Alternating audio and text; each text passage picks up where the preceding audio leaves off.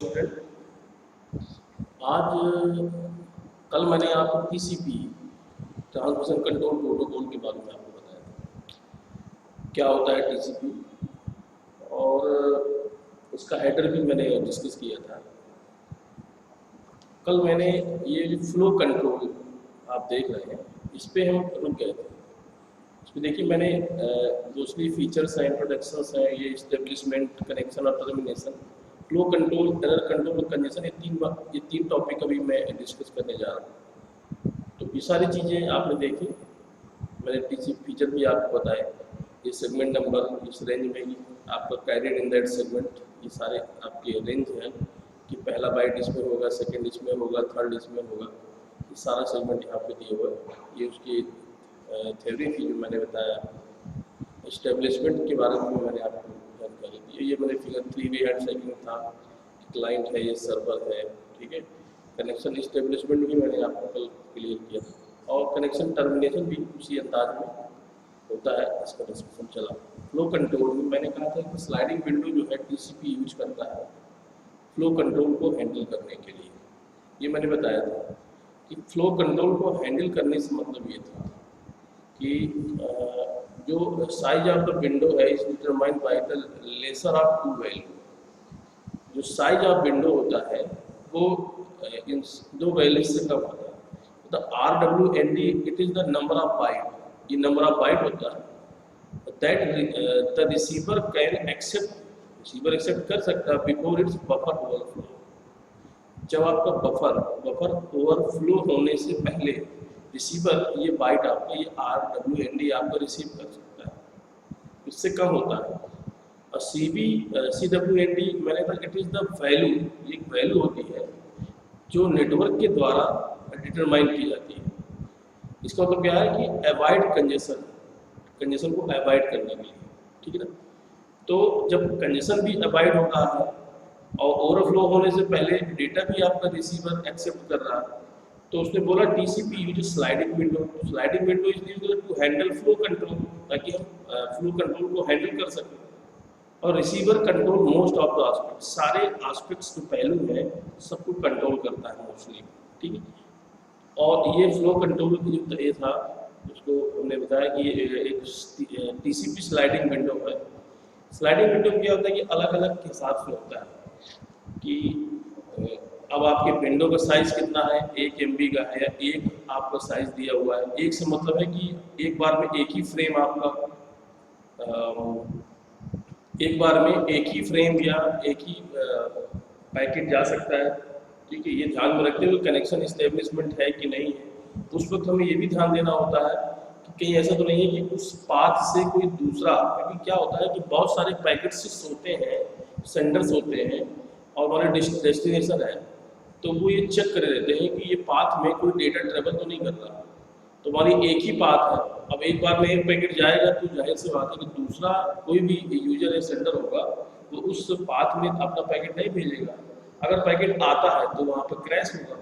जैसे data link ले रहे हो, मैंने स्लाइडिंग विंडो आपको बताया था, एक एक फ्रेम जो है कि विंडो का साइज, कई मैथड बताए थे कि एक पैकेट जा रहा है उस टाइम पे वो उस पाथ से पैकेट को नहीं भेज सकते, ठीक है। और एक्नॉलेजमेंट भी चलता है कि मान लीजिए आपका पैकेट रिसीव हुआ तो वो एक एक्नॉलेजमेंट भेजता है। जैसे देखिए एरर कंट्रोल में अब एक नेक्स्ट टॉपिक आता है एरर कंट्रोल का, तो इसमें हमने देखा कि इंक्लूड्स मैकेनिज्म इंक्लूड होती है for detecting corrected segment, lost segment, out of order segment and duplicated segments, ठीक है ना। Achieve through use of 3 simple tools. Checksum क्या होता है, एक्नॉलेजमेंट क्या होता है, रिट्रांसमिशन क्या होता है, ठीक है। तो चेकसम बेसिकली क्या है कि इसमें क्या होता है कि प्रत्येक सेगमेंट में एक चेकसम फील्ड हम इंक्लूड करते हैं टीसीपी हेडर के अकॉर्डिंग। तो टीसीपी हेडर जो है हम उसमें क्या एक चेकसम फील्ड होता है जिसको हम इंक्लूड करते हैं, और चेकसम बेसिकली एरर कंट्रोल का पार्ट है। तो use to check for corrected segment, जिसका काम क्या होता है कि कोई सेगमेंट वाली आ रहा है, क्योंकि क्या होता है कि जब एप्लीकेशन लेयर से आपके ट्रांसपोर्ट लेयर में डेटा मैक्सिमम साइज का डेटा आता है, मैक्सिमम, कोई लिमिटेशन नहीं है कि इतना डेटा ही आएगा। तो अब वहाँ पे ये हमें देखना होता है टीसीपी पे कि टीसीपी क्या करता है, उन पैकेट्स को या उस डेटा को छोटे छोटे सेगमेंट में तोड़ता है, छोटे सेगमेंट में तोड़ देता है। तो हो सकता है कि जब वो सेगमेंट भेजता हो तो कुछ करेक्टेड सेगमेंट भी आ गए, सही से सेगमेंट ना हुआ रहा हो। तो बेसिकली जो काम है चेकसम फील्ड का वो क्या है, सिर्फ करेक्टेड सेगमेंट को चेक करता है, कोई सेगमेंट करेक्टेड तो नहीं है।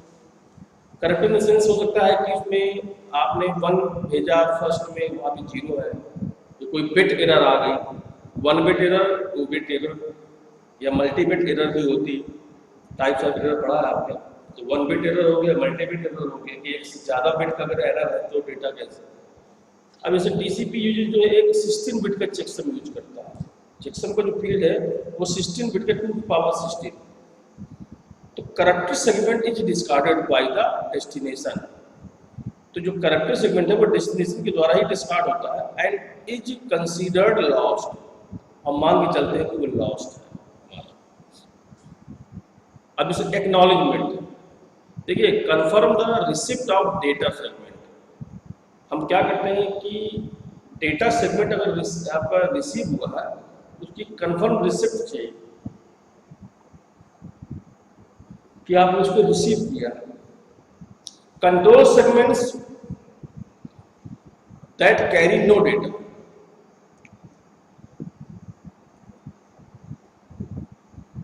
Control segments that carry no data but consume a sequence number are also acknowledged. देखिए जो कंट्रोल सेगमेंट्स है उसके पास दैट कैरी नो डेटा, वो डेटा उसके पास नहीं होता, बट वो क्या करता है कि सीक्वेंस नंबर जो होते हैं उनको कंज्यूम करता है, आर आल्सो एक्नॉलेज्ड। एक्नॉलेज और एक्नॉलेज भी, एक्नॉलेज के साथ सीक्वेंस नंबर को वो कंज्यूम करता है। और जो एक्नॉलेज सेगमेंट है are never acknowledged. Acknowledge segment कभी भी एक्नॉलेज्ड नहीं होता, तो नहीं हो सकता। क्या आपने कहा कि एसी की सेगमेंट है उसको भी एक्नॉलेजमेंट, उसको एक्नॉलेज नहीं कर सकते, उसकी जरूरत नहीं है।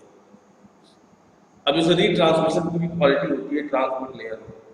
देखिए ये segment is transmit on 2 cases, 2 condition में होता है। When a retransmission timer expire,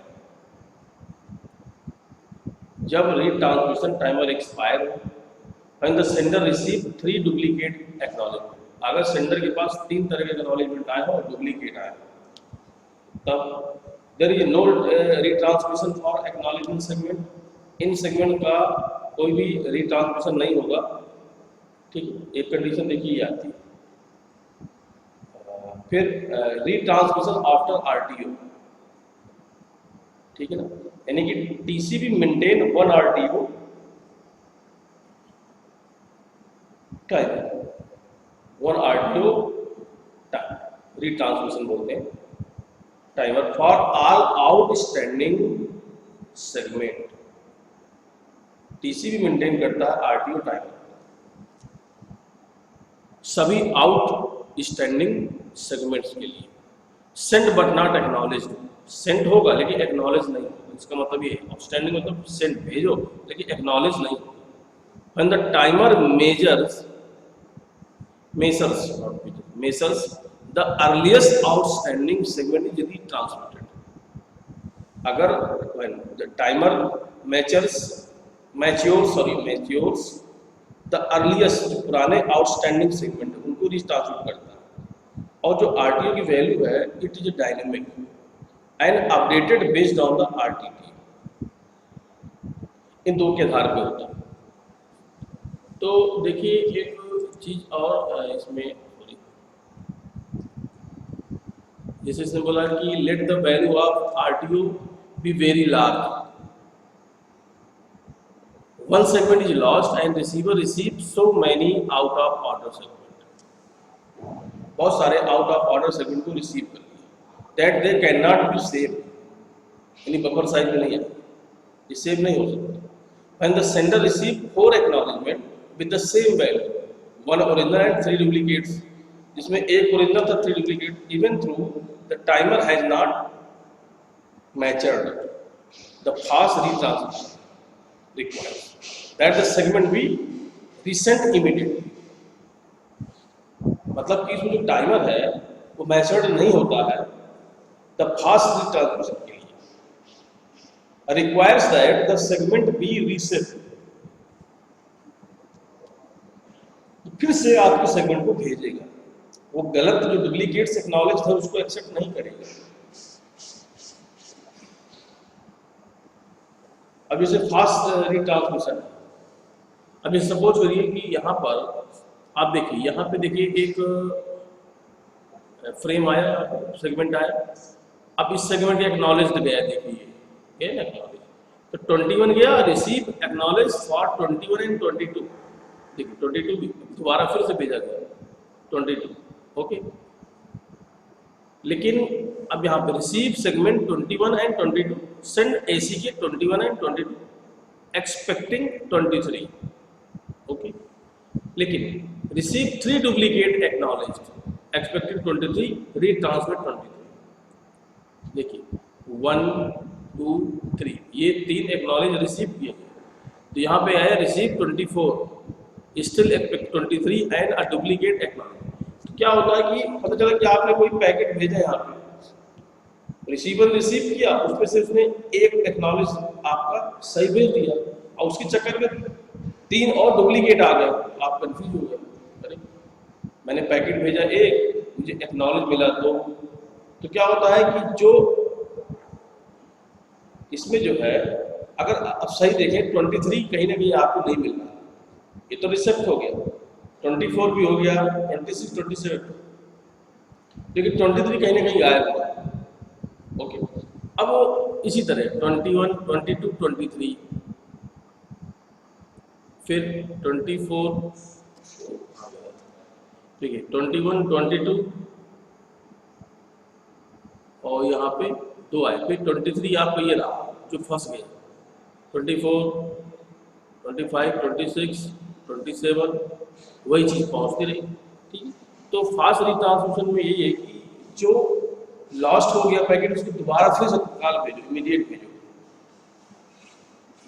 When the sender receive retransmitted acknowledged, अगर retransmitted acknowledged को sender receive करता है, तो it knows that the 4 segment are same and sound because acknowledgement is cumulative, क्योंकि acknowledgement आपका cumulative होता है, 4 segment are same। और जो एडाप्टिव रिट्रांसमिशन होता है, देखिए टीसीपी क्या करता है, attempt to determine the approximate round trip time, इसको बोलते हैं आरटीटी, इसी को बोलते हैं राउंड ट्रिप टाइम, यही है आपकी आरटीटी बिटवीन द डिवाइसेस। यानी टीसीपी क्या प्रयास करता है, अप्रॉक्सीमेट आरटीटी डिवाइसेस के बीच में, and adjust it over time to compensate, over time to compensate for increase or decrease in the average delay, जिससे जो डिले होता है वो इंक्रीज या डिक्रीज होता रहता है। टीसीपी क्या करता है, एम क्या होता है, for an average RTT round trip time value for the connection, this average should respond to consistent movement up और डाउन। इससे क्या होता है, जो एवरेज होता है वो आपका एवरेज शुड रिस्पॉन्ड उसको करना चाहिए, एवरेज को, कि मूवमेंट जो है अप डाउन कंसिस्टेंटली हो रही है in the RTT without over reacting a few very slow और फास्ट एक्नॉलेजमेंट। तो अगर इन द आरटीटी की बात करें कि इन द आरटीटी में आपका अप डाउन विदाउट जो ओवर रिएक्टिंग होती है, ये कुछ बहुत स्लो है और कुछ फास्ट एक्नॉलेजमेंट है।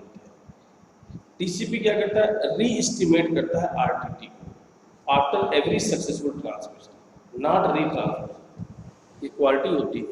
टीसीपी राउंड ट्रिप टाइम को री एस्टिमेट करता है, दोबारा से बनाता है उसको प्रत्येक सक्सेसफुल ट्रांसमिशन में, नॉट री ट्रांसमिशन में नहीं। री ट्रांसमिशन दोबारा से आप ट्रांसमिट कर रहे हैं, जो आप एक्नॉलेजमेंट गलत मिला, एक सही मिला तो आपने फिर से भेज दिया, ये 3 डुप्लीकेट, ताकि हमें कुछ एक्चुअल मिल सके कि हाँ कि ये सारे एक्नॉलेजमेंट कहाँ से आ रखे हैं। अब देखिए अगर हमें आरटीटी कैलकुलेट करना है, ये जो स्मूथिंग फार्मूला होता है कि new RTT equal to A into old RTT plus 1 minus A into newest RTT measurement, ये हो जाता है। तो सपोज वेयर ए मतलब A means alpha is a smoothing factor between 0 and 1, इसकी वैल्यू 0 और 1 के बीच में। Higher value of A closer to 1 to provide better smoothing and avoiding sudden changes as a result of one very fast and very slow RTT measurement. देखिए conversely this also slows down how quickly TCP react to more sustained changes in RTT। Conversely देख लीजिए तो this also slow down, ये slow होता है and कैसे TCP quickly react करता है जब सस्टेन चेंजेस अधिक होते हैं आरटीटी में। तो lower value of alpha closure to 0 make the RTT change more quickly in reactions to changes in measured RTT. तो आरटीटी जो है बहुत ही जल्दी क्विट करता है, कोई रिएक्शन उसमें चेंजेस के लिए होता है ताकि आरटीटी मेजर हो सके, but can cause over reaction, कभी कभी ओवर रिएक्शन का कारण बन जाता है। आरटीटी फ्लक्चुएट वाइडली, जिससे वो फ्लक्चुएट होने लगता है। एडॉप्टिव रिट्रांसमिशन भी क्या is a key for TCP success, TCP success के लिए की है basically, since it allow TCP to run in fast network, ये अलाउ करता है टीसीपी फास्ट नेटवर्क को रन करे as well as slow network, slow network की अपेक्षा कर फास्ट नेटवर्क में ट्रेवल करे जिससे रिट्रांसमिट किया जा सके। तो कंजेशन कंट्रोल है हमारा जैसे बेसिक, तो TCP general policy for handling congestion is based on 3 phases. पहला slow start, congestion avoidance and congestion detection. तो स्लो स्टार्ट में एक्सपोनेंशियल इंक्रीज होता है और कंजेशन अवॉइडेंस में एडिटिव इंक्रीज होता है और कंजेशन डिटेक्शन मल्टीप्लिकेटिव डिक्रीज होता है। ये 3 फेजेस में आपका कंजेशन बनता है। तो स्लो स्टार्ट में ये साइज ऑफ कंजेशन विंडो, इसको बोलते हैं congestion window CWND, start with 1 maximum segment size, maximum segment size MSS, इसका MSS 1 होता है ड्यूरिंग कनेक्शन इस्टेब्लिशमेंट, राइट। तो ये क्या करता है कि अपने 1 साइज से स्टार्ट करता है। Slow start can not continuously इंडेफिनिटली, continue नहीं हो सकता। इसमें sender keeps a track of variable,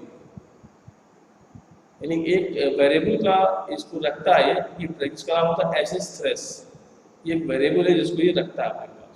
when the size of window in byte, window का साइज बाइट में होता है, रीचेस दिस थ्रेशोल्ड, ये थ्रेशोल्ड तक पहुंचता है तो स्लो स्टार्ट, तो वहाँ पे स्लो स्टार्ट आपका स्टार्ट होगा। In most cases the value of SS thresh is 65535, इसकी वैल्यू कितनी हुई 65,535 होती है। कंजेशन डिटेक्शन भी यही है, it congestion occur the congestion window size must be डिक्रीजेड।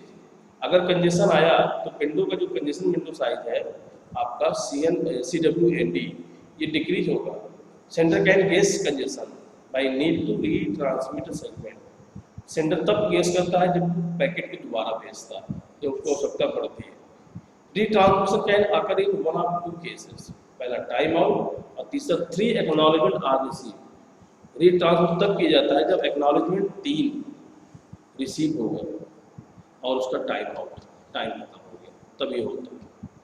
और डिटेक्शन में